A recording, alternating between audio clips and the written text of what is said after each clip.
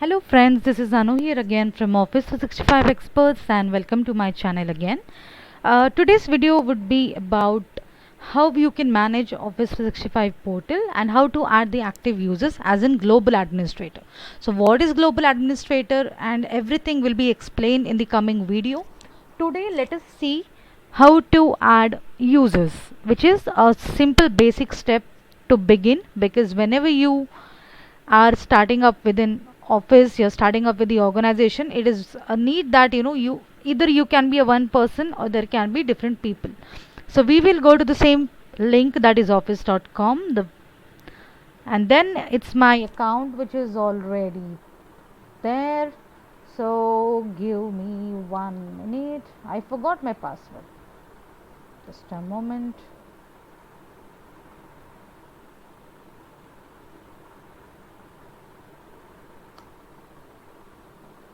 Okay, so one more thing, guys. Whenever you sign up for the tenant, the first page which you always get is Microsoft has enabled the security defaults to keep your account secure.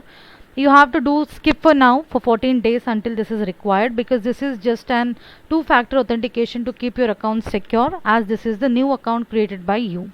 So as this is new account, we have to do this. Okay, and how to disable that, I will even explain that in the next tutorial along with the global administrator meaning.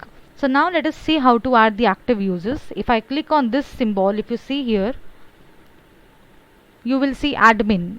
Okay, let us click on admin, and admin is that page. You have to again click on skip for now, because whenever you go to a new page, it will ask you for the same thing, for the same pop-ups. So when you're in the admin center is something which is as in global admin. If you're the global administrator, who is the main person of the company who is handling everything, so you have to come to this page which is called as in Microsoft 365 admin center, which is the place where you handle each and everything. Okay, so let us come to users. On the left, sometimes this will be turned off, so you won't understand where to come.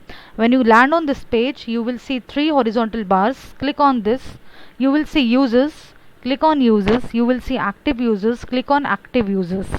Now we will just create one or two users to understand. So this is the main user which I have created at the time of account or tenant organization creation. So we know this.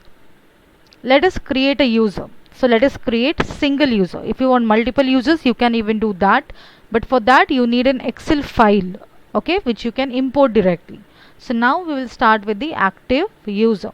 So if I say first name, we can go with the test1.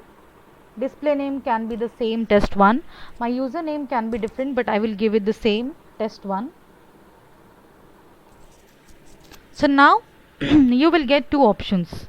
Okay, automatically create a password, or you want to create your own password. If you are creating automatic password, then it will tell you what is the password, and then you can change it in the next tutorial. I mean in the next whenever you sign up, you can tell the user to change the password, or you can change it, but I prefer that I create my own password rather than automatically password getting created.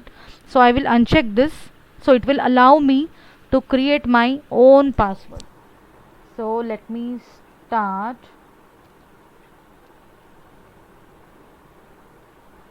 Okay, now you have one more option, require this user to change their password when they first sign in. That means whenever this user will sign in to a browser using office.com, if you want that user to change the password, you can click this box. If you do not want, if you want to directly give this password to user, you can uncheck this.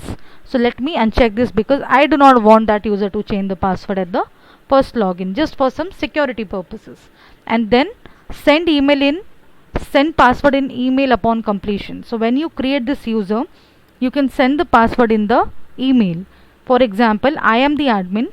If I want this password to remember, if I want to remember this password, then I can email the new password to the recipient. So once this user is created, I will get the email. So let it be. I do not want it right now, so I will uncheck it. You will click on next. Something is missing, no. Next. So you have two options. Do you want to create a user without the product license, which is not recommended but obvious, because you are creating a user because you want that user to use certain things, right? So I will assign a product license. Next, roles. Do you want that user to be a normal user, or do you want that user to be an administrator?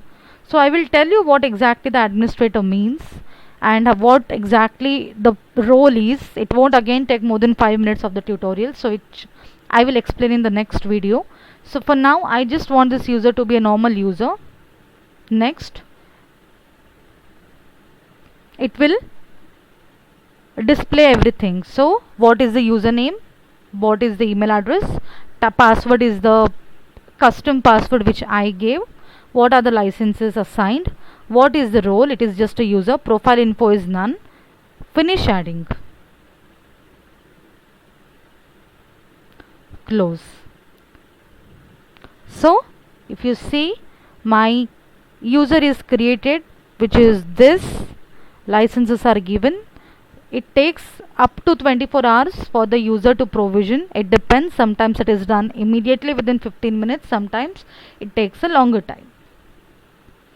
If you are adding multiple users, you have an option here to export. See, this is the exporting users which I do not require right now, but if you want to add multiple users, click on add user, click on multiple users.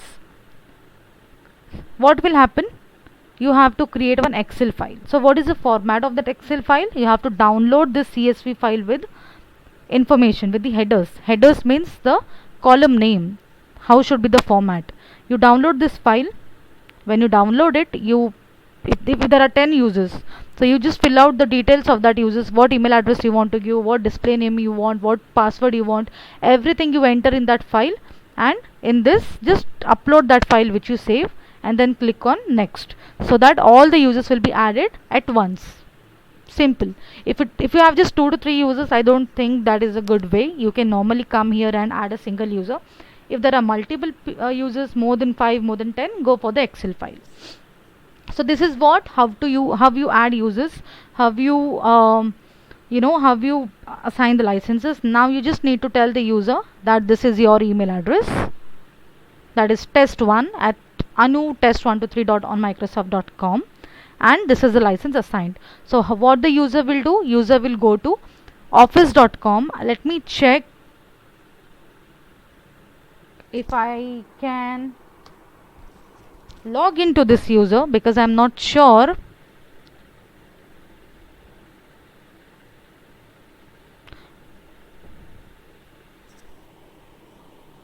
Okay, let us check. We said test1 at anutest123.onmicrosoft.com. As I said, it takes some time.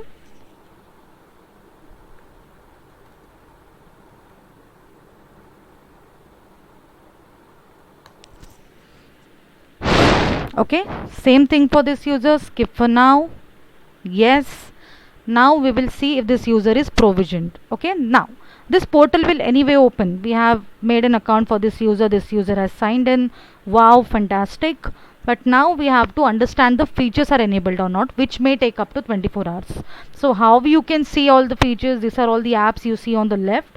I will explain about everything, how you can start up with the basics, OneDrive, SharePoint, Teams, everything in the upcoming videos. So we just saw today how you can add the users. So you can just just click on Outlook, because that is the main part, to check if your apps are provisioned, and if this opens, that means your features are provisioned. It's taking time. Oh wow, what fantastic. This is provisioned. Outlook can be opened. That means your user's feature is ready, user account is ready, he can log in now.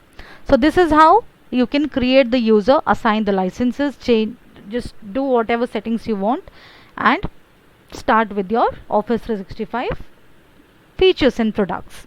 Thank you all for watching this video. Again, you all have a fantastic weekend, and let's meet in the upcoming video about how to disable that security defaults, what is global administrator, and so on. Thank you so much. Have a great weekend. Bye bye.